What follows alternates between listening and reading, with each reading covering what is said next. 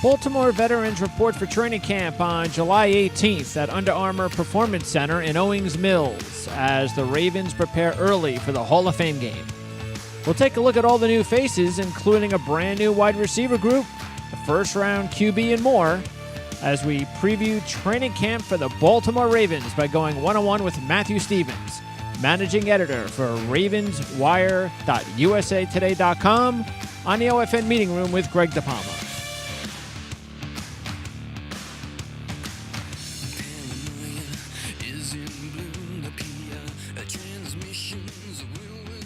It's Friday, July 6th, 2018. I'm Greg DePalma. Thanks for tuning into the OFN meeting room as we preview training camps for the 2018 season. We continue today. We've got two today. Denver coming up later on, but Baltimore right now. And that's with Baltimore Ravens managing editor for ravenswire.usatoday.com, Matthew Stevens. Matthew, thanks for helping us talk Baltimore Ravens football again. Oh, thanks for having me. Always fun. All right, Matthew. So, first of all, tell me what is the difference in the mood as far as the team and the fans from the last couple of years to this offseason? I think overall, the fans especially are getting a little bit more frustrated. They're not seeing... Frustrated? They are. They're not seeing the wins. Sure. And this is a team that has typically produced. They've typically gone to the playoffs, and having a drought since 2014, and then even before that, it's not making anybody feel great around here. But I think everyone still has that hope, that feeling that this team is actually really good. They just need to figure some minor things out and get themselves situated. You know, one of the things that kind of holds me back a little bit from believing that maybe they could take the next step is I'm not really sold on the whole Marty Mornhinweg thing myself. I'm sure there are fans that might feel the same way. But then I look back and I say, yeah, but when they won the Super Bowl, it wasn't like they had themselves, I don't know, Eric Coryell either at coordinators. So, they had a hot quarterback, a good defense, and Harbaugh's a good coach. I know that's debatable by some fans, the way things have been going for the last couple of years, but he hasn't all of a sudden become a bad coach. And this is just a very intriguing season for me, and I can imagine it would also be for the fans. But sometimes the fans are too close to the situation, even people that follow the team. But the outsiders, I look at this and I say, Ozzie Newsome's last year. Who knows? Could be Harbaugh's last year. You would think that this has been going on for a long time. But the organization has been around for, 22 years. And for the last 19 seasons, they've averaged 9 wins. And they've won 2 Super Bowls. And I think there would be like 75% of the fan bases in football would take that. Maybe more. Yeah, absolutely. So that's why I wanted to know about. That's why I also want to know about. I mean, okay, there's frustration, but what about? I mean, isn't there any sort of, and you did say that they, they understand that maybe this is they got the talent, but it seems with all this new, free agent, key free agents, and all these rookies, that maybe there would be a little bit more excitement this particular offseason than the last couple.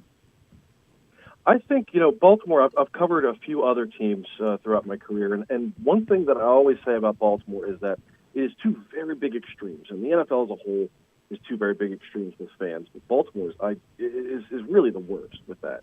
Either it is doom and gloom, they'll be lucky if they win 3 games, or they're 16-0, Lamar Jackson's going to start immediately and then become a Hall of Famer in his first season. There's no middle ground there. There's no Flacco's mediocre or just okay. There's no, if they get in the playoffs, they could do something.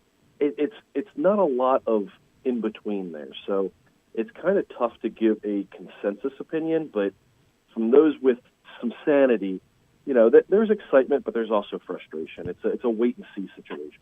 All right. Well, let's get into it and break down this roster, which has really changed a lot. Start at the quarterback position. So talk about what do you think is more realistic situation for Lamar Jackson?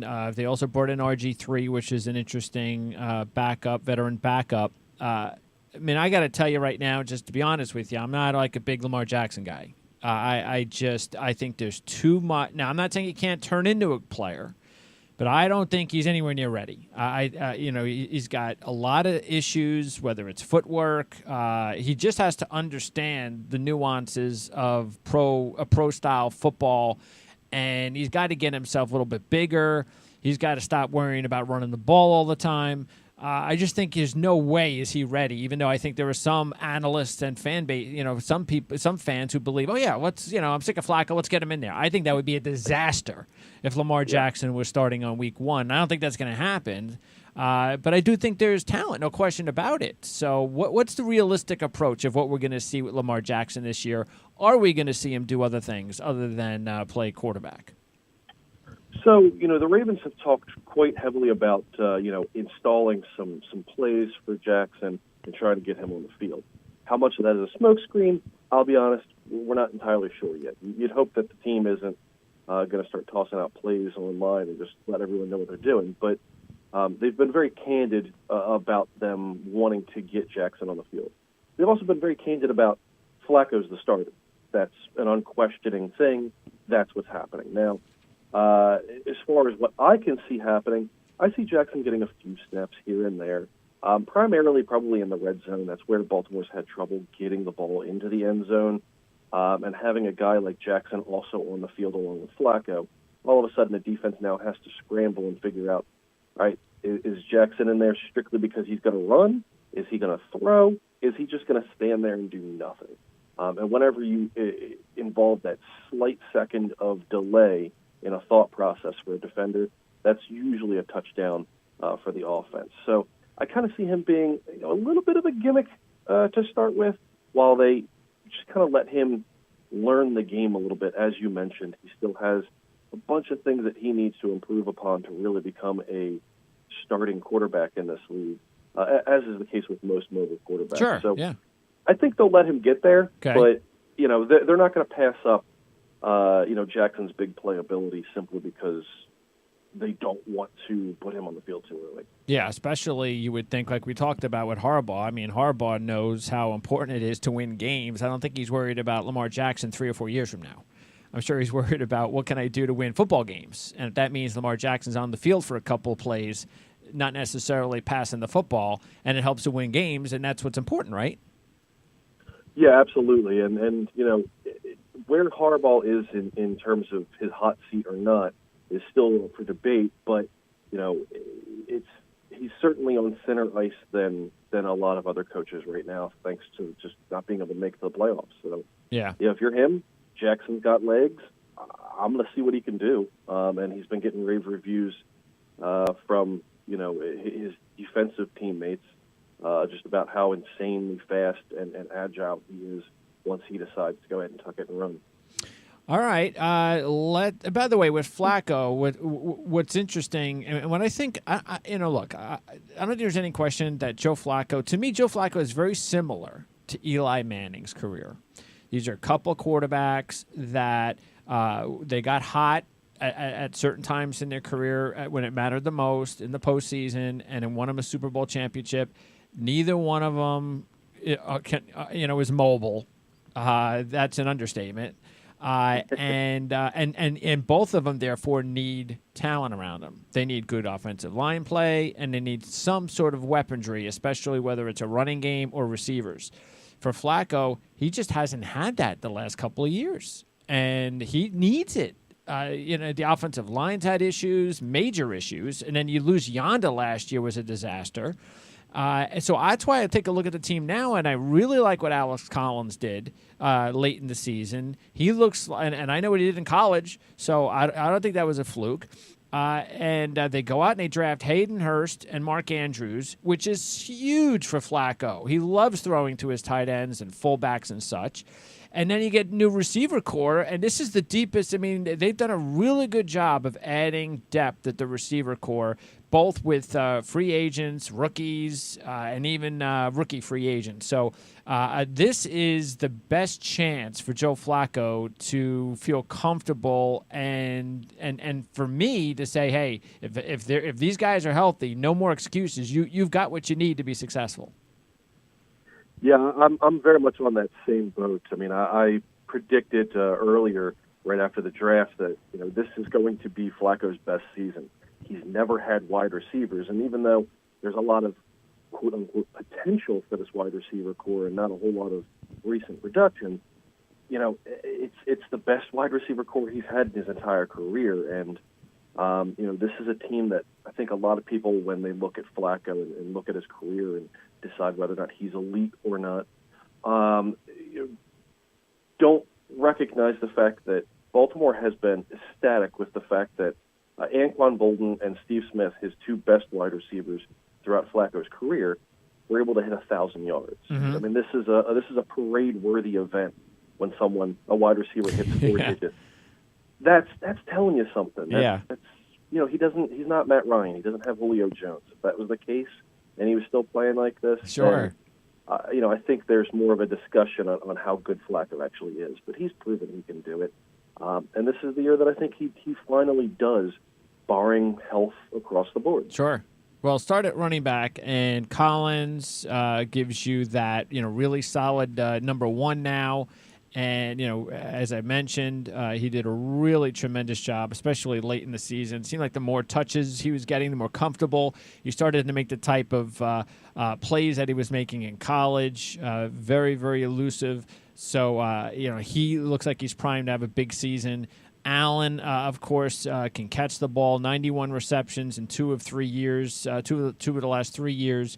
And I guess Kenneth Dixon is the wild card. And I would even keep an eye on Gus Edwards as a rookie free agent. I know from Rutgers. I mean, I think he's very intriguing. I don't know if he can make the roster or not, but I like what he did at Rutgers, and it was Big Ten football. So I think he might even be able to make the team depending on Kenneth Dixon. So tell me a little bit about the unit this year, compared to say last year, and especially some of the questions there with Kenneth Dixon. Well, last year, the Ravens went into training camp in the season not entirely sure who their starting running back was going to be. It was kind of an open competition in a weird way. Yep. They were expecting Kenneth Dixon to be there. He got hurt in OTAs, so he was out and then suspended twice last season for some off-the-field stuff. So, they were expecting him to compete with, Allen and with Terrence West. And no one really did anything, which is why Collins eventually got the chance to start and kind of took off with it. So this year, it's kind of nice having someone who they have installed as their top guy. After that, it's a matter of who can kind of fill that third down back role, or who's going to take maybe some snaps away from Collins in an effort to keep him fresh throughout the year. For me, I think it's Javorius Buck Allen. I think he's the guy that's going to go ahead and be the primary third down guy. He can catch out of the backfield. He showed that last year. He was a good 2 in the 1-2 punch with him and Collins at the end of last year. And then you're right. Kenneth Dixon is kind of the wild card, but I think that's more, he showed a lot of potential. He showed a lot of talent in his rookie season, but a major knee injury and then 2 suspensions last year. I think he's kind of on some thin ice, but that can be quickly erased with a good training camp. So I kind of have him installed as my third running back in that group. And he's not dealing with any more suspensions, right, at this point in time? Because he's had so many, I get confused between the suspensions and the knee injury. So he's healthy with no suspensions coming into camp. He's healthy with no suspensions. He should be ready and raring to go. Okay. So then I think they really only keep 3 guys there at this point. I think they're pretty happy about that. But as you mentioned, a guy like Gus Edwards is kind of primed to make the practice squad where you hold on to him much like they did Collins last year. Collins was on the practice squad for Baltimore last year. Yeah. Then you bring him up if you need to. If there's an injury, if there's a suspension, if somebody isn't getting the job done, then all of a sudden, somebody gets a promotion. So, this is probably one of the more talented overall groups that they've had in a few years. And it'll be interesting to see what Collins can do as a starter in year 2, now that he has some game film on him. Also, they got a big boost from Project Pat last year at fullback. So that came out of nowhere, right? They didn't expect him to play that well, did they? Well, no, I mean, so their fullback last year was Patrick Ricard, who was actually a defensive tackle. Yeah. So it was kind of. I think they were just leaving it up to how it figured out, but Ricard did well enough to kind of earn that, and as the season went on, he continuously got better. And Baltimore loves having guys that can float around to multiple positions. So the way I kind of see it is Ricard, it's his job to lose this year. So yeah, he's not going to catch anything though, but as long as he blocks, no. That's important for the running game. All yeah, right. that's exactly it. Taking a look at the tight ends now, and Nick Boyle, he returns with Ben Watson gone, maybe as the number one. Max Williams is very talented, but he hasn't been able to stay healthy. So they go out, they draft Hurst, they draft Andrews, and all of a sudden now, as I mentioned at the top, this is huge for Joe Flacco to have this type of depth at the tight end position. Hurst, of course, former minor league baseball player, will come into the league at 25-year-old rookie. He's got tremendous hands, whereas Andrews, really good red zone weapon. Maybe, of course, not the hands of, and nowhere near the hands of Hurst, but he also has the ability to make the spectacular catch, and that is a heck of a bargain also possibly to get him in the third round. So many people thought, this time last year, Andrews would have been the first-round draft pick. So that has to be a big boost for that unit to have those four, especially if they stay healthy. Yeah, at this point, it's kind of a question mark of are they going to keep four? Are they going to trim it down to three? Given the fact that Baltimore likes two tight end sets a lot, they should keep four. There's also a few other guys that are on there. Vince Mail is a sleeper at this point. Okay. He's been able to stay healthy, but he's done well, and he's a special teams guy. And again, Baltimore loves their guys that can play special teams as well. So with Williams being not healthy throughout his career, despite his talent, and with Nick Boyle having some suspension issues and not necessarily being the greatest receiver as a tight end, guys like Vince Mail could go ahead and pop up and suddenly maybe take a fourth spot from somebody else. Okay. That being said, I very much have it as it's Hurst, Boyle, then probably Andrews, and then Williams in that order for tight ends. When you take a guy in the first round, he's going to be the starter, and he has the short hands that Joe Flacco tends to then push the ball to. Sure, so, yes, that's perfect for him. But it'll be interesting to see really how they use Mark Andrews at this point. If they kind of maybe push him more to the slot than to a typical tight end role. Yeah, he's not going to do much in the blocking game, and I'm sure he'll be used a lot around the red zone. What about Max Williams? He came out of college, and he was one of these players that showed dynamic ability. So do you think that's still there? Or because this could be it, right? Especially with the depth now. This could be either step up, stay healthy, show us what you got, or maybe you don't even make the team. Yeah, I think that's very much it. I mean, Williams, he came into the draft incredibly young. I mean, he's 24 years old right now. He could have been taken back in April as a second or third round pick, and no one would have blinked an eye at that age. So He's just now really hitting his prime physically. And he had the talent already coming into the draft. The issue is he just can't stay healthy. Now, I think, not trying to install him as a number one starter, I think that helps. But he got a decent number of snaps last year, even to the surprise of a lot of Ravens fans. And he got used a lot as a blocker for a lot of last year, weirdly enough. So I think he does need to step up. He does need to stay healthy primarily. And this is his final year. So I think this is kind of a make or break it for him. But just as easily I could see him going somewhere else and getting a fresh new start with another team. Yeah, because there are teams out there that could definitely use if one of these, if Mail makes the team, and one of these guys is cut loose, they'll be picked up pretty quickly. teams don't have a lot of depth at tight end. All right, wide receiver, top three guys are gone. Wallace, Macklin, Campanaro. The new three are Crabtree, John Brown, and Willie Snead. Throw in the fact that you've added a couple of draft picks like Scott and Lastly. And, of course, you still have Moore and Perryman. They're still there. And Janarian Grant could also be very intriguing as a kick returner. So let's talk, though, about the difference of what we're going to see this year from this receiving unit compared to last year. I'll be honest. I think it's going to be a lot of the same in terms of how they're utilized. Baltimore, has gone out and gotten your possession receiver in Crabtree, your slot guy in Snead, and your deep threat in John Brown. Okay. They're keeping it very basic in that front. Okay. But I think where the difference is they've tried to get a little bit younger. Brown and Snead are both relatively young, in their third and fourth years, fifth years respectively. And they've stuck with that veteran guy in Crabtree, somebody that they typically like to have on the team, especially in a prime role at wide receiver, someone that's consistent.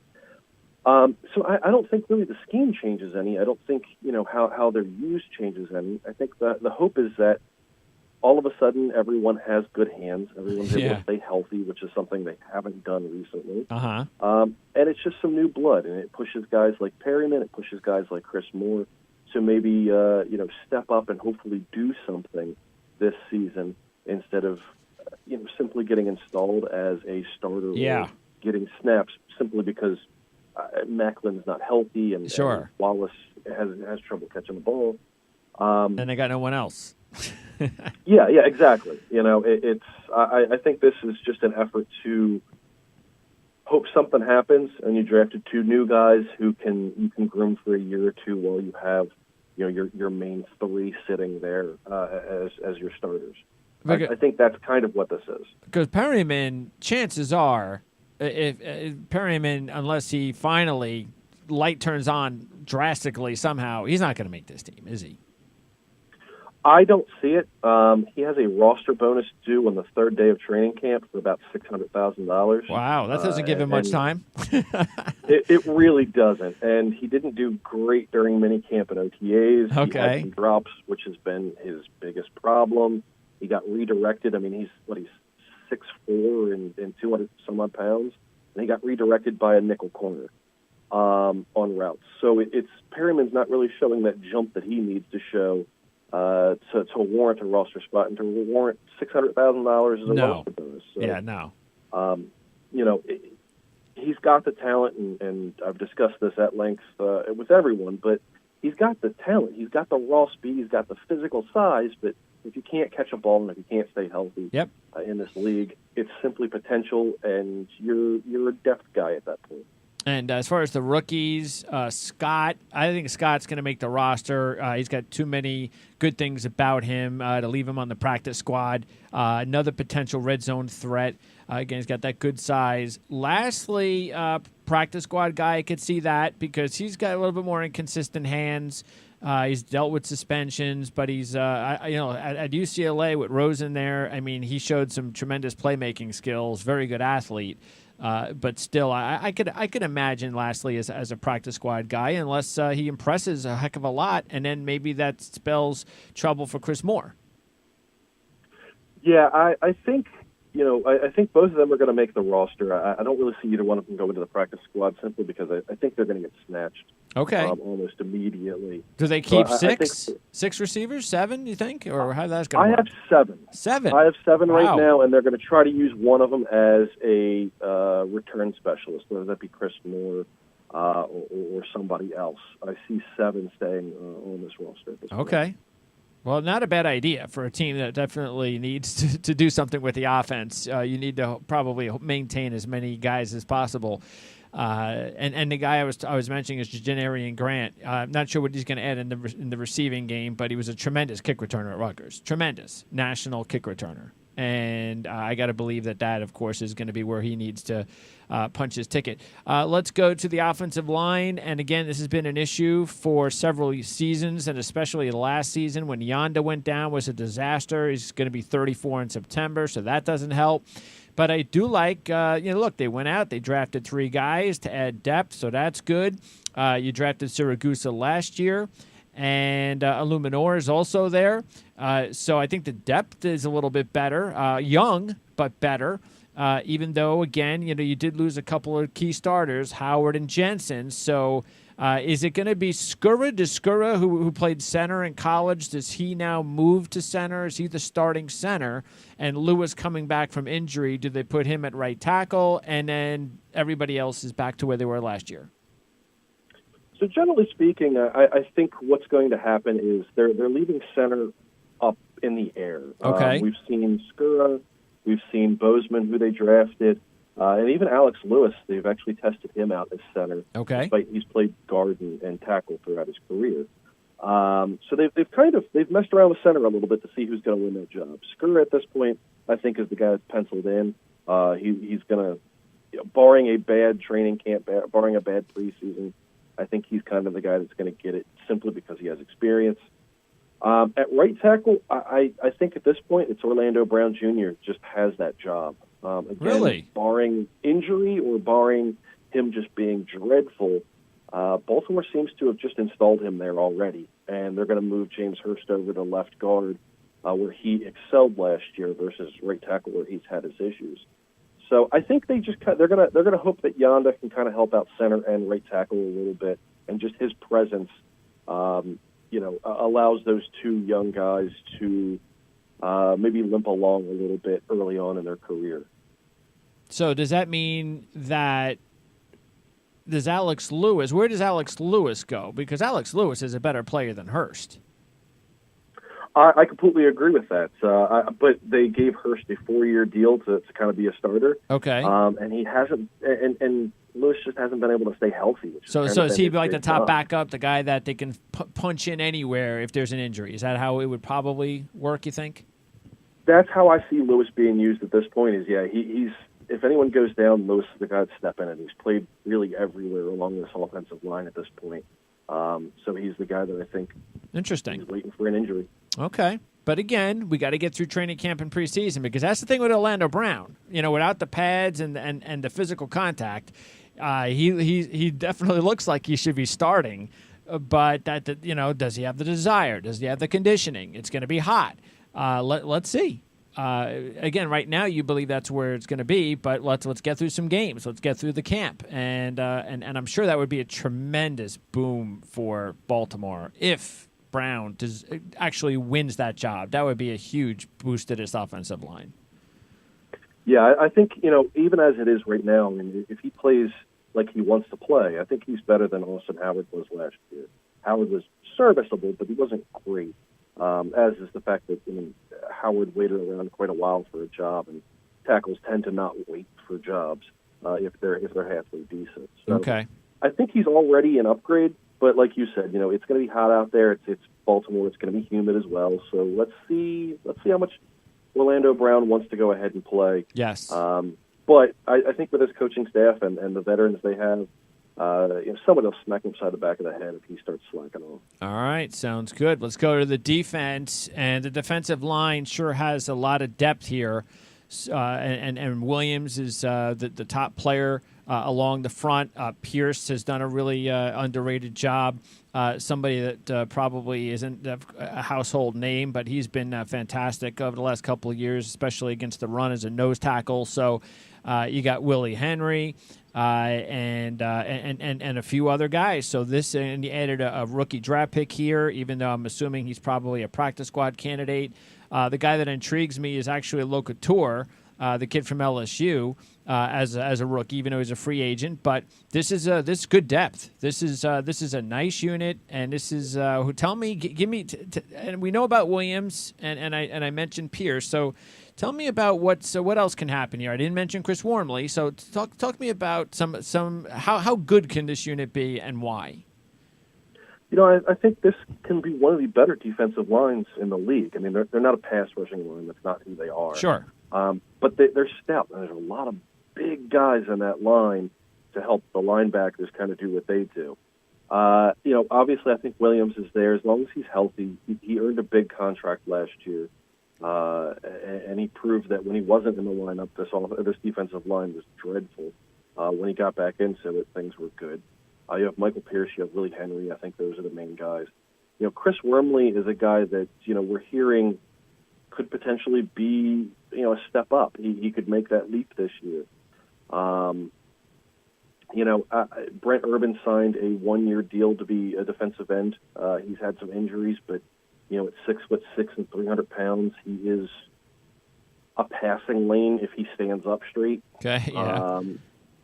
So there's a lot of core talent, but there's also a ton of potential. I mean, even Michael Pierce and Willie Henry, while they're not necessarily household names and they've done well, are really just a small difference away from being stars on the defensive line, even with Brandon Williams there. And then you've got Brent Urban, who's been injured, but again is a stud when healthy, and Chris Wormley, who we're hearing could be that guy to make that leap this year.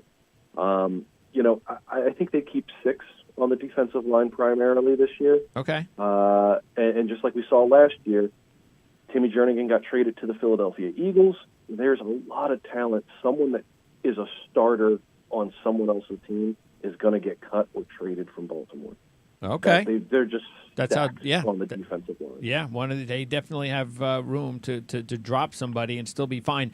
Who is there? Do you think Williams and Pierce? They're definitely starting. So who's the third guy? Is it Henry? Is it Urban? Is it Wormley? Is there someone in the lead? I think Brent Urban has that penciled in. Okay. If he's healthy, I think he's the starter. I think that's inked in. That's been the kind of knock for him. But yeah, I think it's Williams, Pierce, and Urban at this point are your 3 starters on the defensive line. Okay. There's going to be a lot of rotation in, but the one guy that I don't see making this team would be Bronson Kaufusi. Unless they trade someone. Unless they trade someone, or even for that matter, he could potentially be trade bait in his own right as a third-round pick. But he couldn't be active last year despite there being no defensive ends on the roster. Everyone else was injured. That's just you're talent. The only defensive end on the roster, he can't make it. That's alarming. So he's been really disappointing as a third-round pick. He has been. I mean, like I said, last year he couldn't start despite being the only defensive end on the roster. Okay.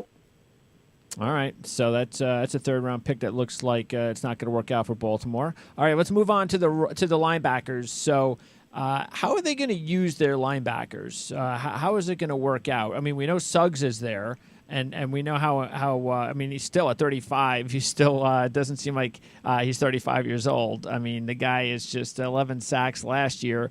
He just keeps on going, and he's even a better run defender than people think. So he does his job, and then you have a few other guys of note that people are familiar with, including C.J. Mosley, who's that middle linebacker. But how's the rest of the unit gonna kind of work out? How do you think? Is there a clear starting 4 right now?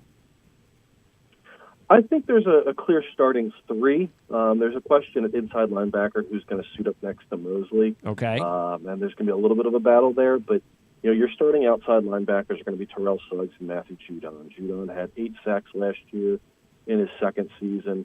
Was that guy that just made that giant second-year leap, and he looks kind of primed to maybe even take Suggs' spot once Suggs eventually retires or moves to a different team. At inside linebacker, last year you had C.J. Mosley and you had Patrick Onwuasor. And I think those are the guys that are kind of penciled in right now.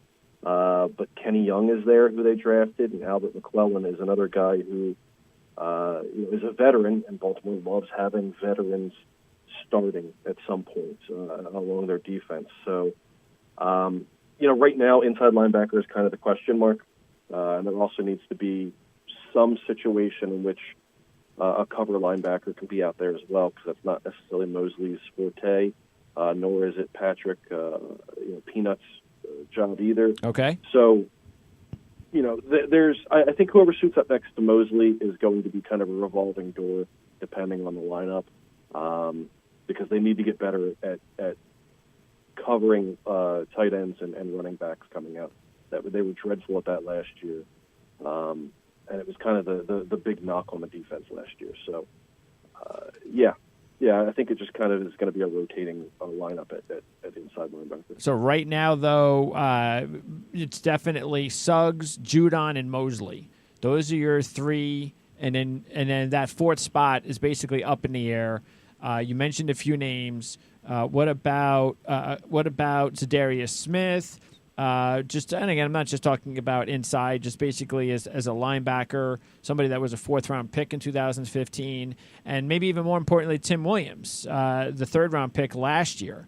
And by the way, McClellan, he comes back from the ACL. So, and then Tyus Bauer was a second-round draft pick last year. So what about those guys? And a lot of depth here. I mean, there's talent here. So is there somebody that sticks out of that, out of those other names I mentioned? Yeah, I mean, I think there's so much young talent on this roster. No one's really stepped up at this point. I mean, Tim Williams and Tyus Bowser are still, they were rookies last year, so you take their play with a certain grain of salt. Zadarius Smith isn't really a starter. He's a guy who comes in, helps relieve Suggs, so that way he can stay fresh throughout the year. Okay. But hasn't been he hasn't lived up to his draft pick up to this point. He's been a little bit of a disappointment, but he's a good depth guy that that they've had. Tim Williams and Tyus Bowser, I think Bowser is probably the guy that could step up and actually be that cover linebacker. He's so fast. He's so good in coverage. He just needs to get used to the NFL and used to the speed and used to the guys coming out a little bit more. But I think he's the guy that could even potentially bounce to inside linebacker and be a coverage guy. Tim Williams, so much talent there, and the hope is that he kind of pulls a Judon and suddenly shows up in his second year for a good handful of sacks in a reserve role. So, there's so much depth and talent there, and that's where the rotation is going to come in at. Everyone does their singular thing really well. It's just a matter of figuring out exactly how to use them together and in what ways. But Bowser's the guy that has the most talent to possibly be that fourth starter. Yeah, at this point, I mean, based on what's on the roster, I think it's between him and Kenny Young to go ahead and maybe take on that coverage linebacker role. Okay. But we'll kind of see how that works out. I don't think they have any straight plan for that at this point. We didn't see anything in OTAs and minicamp that indicated that anybody was doing anything specific. That's what camp's for. So that's that's what we want to know. We want to know what these competitions are going to look like. All right, and in the secondary, you have you got yourself a really good nucleus here with Carr, Smith. He's got the injury situation you can update us on. He seems like he's injured a lot, but you got Brandon Carr coming off a nice season. And even though he's about 32 now, so he's up there in age, just like Jimmy Smith, who's going to be 30 this month. But Humphrey was a big addition last year as a first-round draft pick and seemed to play well. And then you've got the safeties, Weddle and Jefferson, as good as a tandem as there is in the league, even though Weddle's also getting up there in age at 33. So talk about how this looks, including the depth. They added 2 draft picks, Everett and Elliott, and I like Elliott. I think Elliott's a sleeper.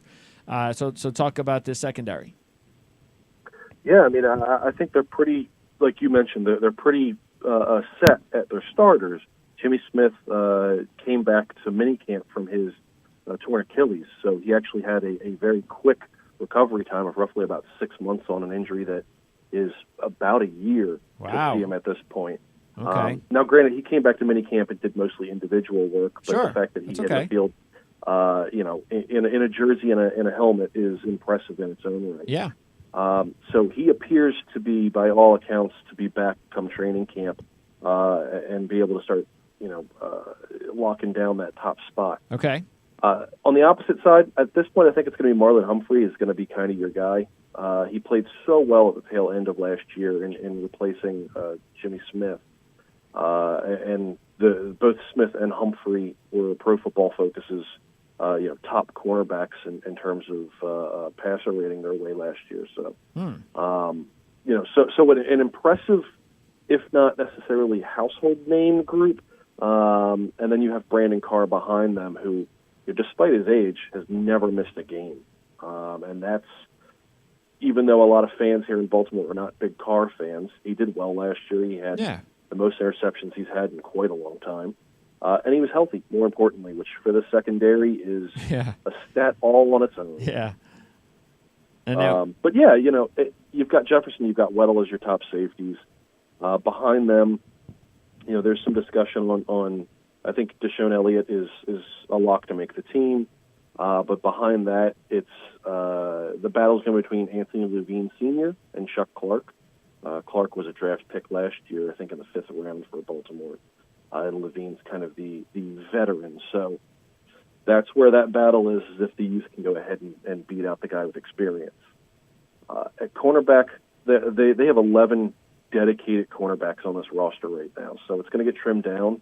And again, there's going to be some guys that are either going to go to the practice squad or find another team that could potentially be starters. But as of right now, I have Tavon Young and Jalen Hill as the other two main guys, and then Anthony Averett is just going to be there. I don't think you let him go to the practice squad. Sure, but I don't think he gets a lot of snaps this year. Okay.